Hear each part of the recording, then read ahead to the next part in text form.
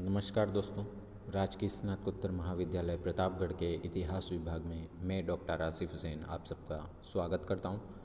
दोस्तों, इस वीडियो में हम मौर्यकालीन स्रोतों के बारे में अध्ययन करेंगे। दोस्तों, मौर्यकालीन इतिहास के विषय में हमें विभिन्न स्रोतों से जानकारी मिलती है। इनमें कुछ स्रोत इस प्रकार से हैं। साहित्यिक स्रोत। साहित्यिक स्रोतों को भी विभिन्न भागों में बांट सकते हैं, जिनमें देशी साहित्य एवं विदेशी साहित्य दोनों होते हैं। देशी साहित्य के अंतर्गत बौद्ध ग्रंथ जातक से मौर्यकालीन सामाजिक दशा की सामान्य जानकारी मिलती है। बौद्ध ग्रंथ दिक्क निकाय से बौद्ध विचारों के मौर्य राजनीति पर प्रभाव के विषय में जानकारी मिलती है। बौद्ध ग्रंथ वंशत प्रकाशिनी या महावंश टीका से मौर्यों की उत्पत्ति पर प्रकाश पड़ता है। इसमें चंद्रगुप्त की प्रथम असफलता का भी उल्लेख है। चंद्रगुप्त की तुलना एक ऐसे बालक से की गई है जो चपाती को किनारे से खाने के बदले बीच से खाना प्रारंभ कर देता है। बौद्ध ग्रंथ दीपवंश व महावंश से श्रीलंका तक बौद्ध मत को पहुंचाने में अशोक के योगदान पर प्रकाश पड़ता है। बौद्ध ग्रंथ दिव्यावदान से अशोक और उसके बौद्ध मत के प्रसार के लिए किए गए प्रयास पर प्रकाश पड़ता है। जैन स्रोतों में कल्पसूत्र, भद्रबाहु का परिशिष्ट पर्वन, हेमचंद्र का आदि उल्लेखनीय है। जैन स्रोतों से पता चलता है कि चंद्रगुप्त मौर्य भद्रबाहु से शिष्यत्व ग्रहण कर उसके साथ श्रवण बेलगोला कर्नाटक चला गया था तथा कायाक्लेश द्वारा प्राण त्यागे थे। परिशिष्ट पर्वन या स्थविरावली में चाणक्य का जीवन चरित वर्णित है।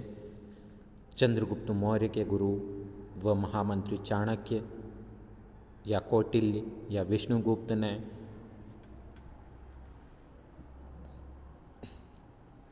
अर्थशास्त्र की रचना 4वीं सदी ईस्वी पूर्व में की थी। इस ग्रंथ की सबसे बड़ी विशेषता यह है कि यह भारतीय राजनीतिक शास्त्र पर उपलब्ध प्राचीनतम ग्रंथ है।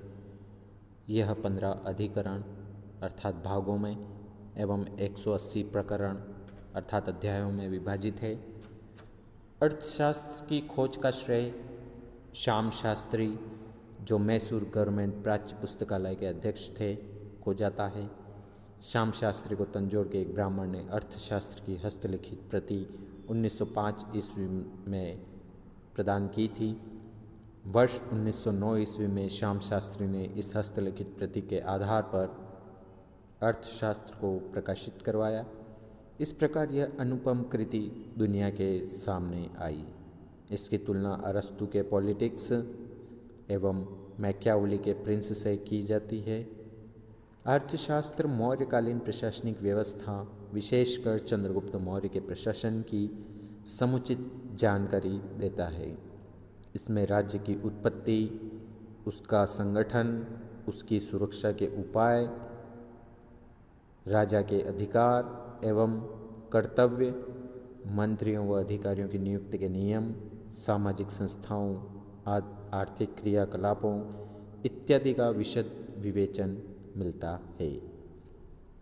इसे शासन कला का वस्तुनिष्ठ दस्तावेज कहा जाता है।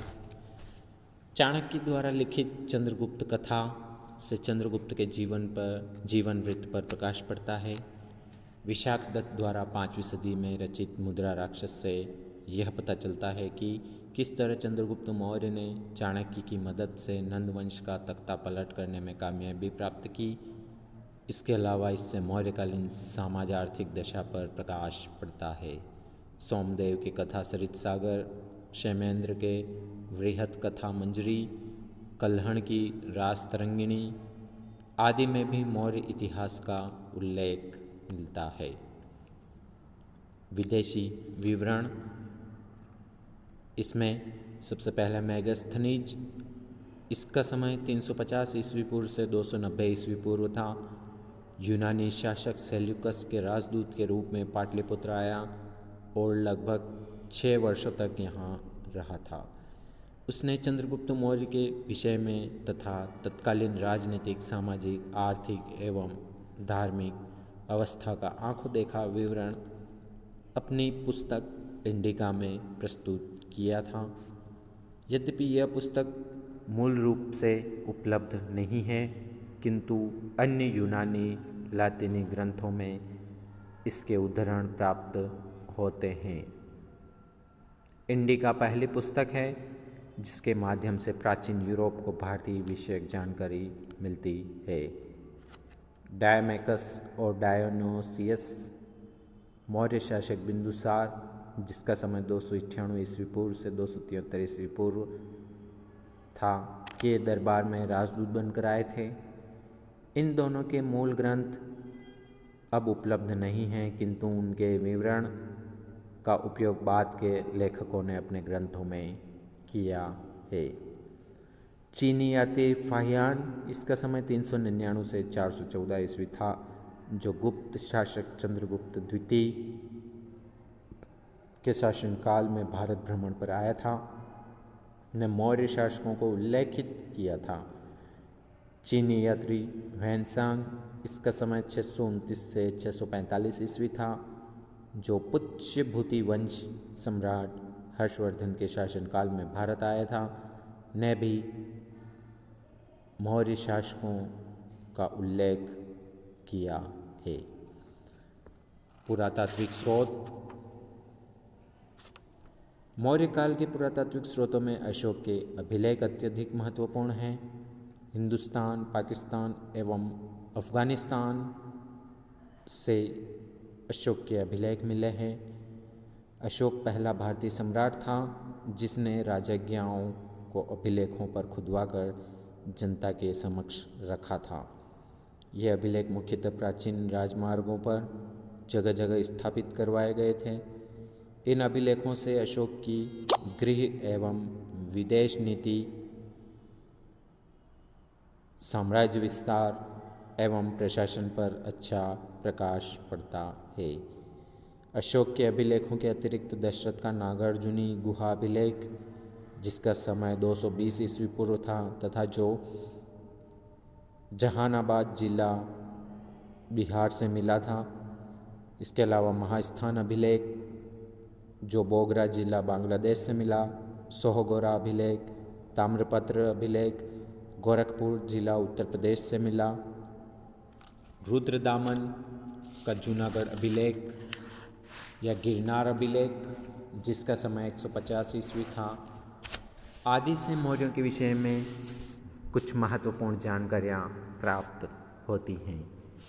कुछ विद्वानों की मान्यता है कि चांदी और तांबे के आहत सिक्के अर्थात पंच मार्क्ड कॉइन्स, जिन पर मोर, पर्वत और अर्धचंद्र हैं, मौर्यों के सिक्के हैं। मौर्यकालीन सिक्कों से संकेत मिलता है कि मौर्यों की आर्थिक स्थिति अच्छी थी।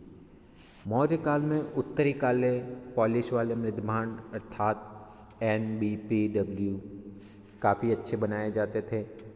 भवनों में पकी ईंटों का भी व्यवहार होने लगा था अर्थात प्रयोग होने लगा था।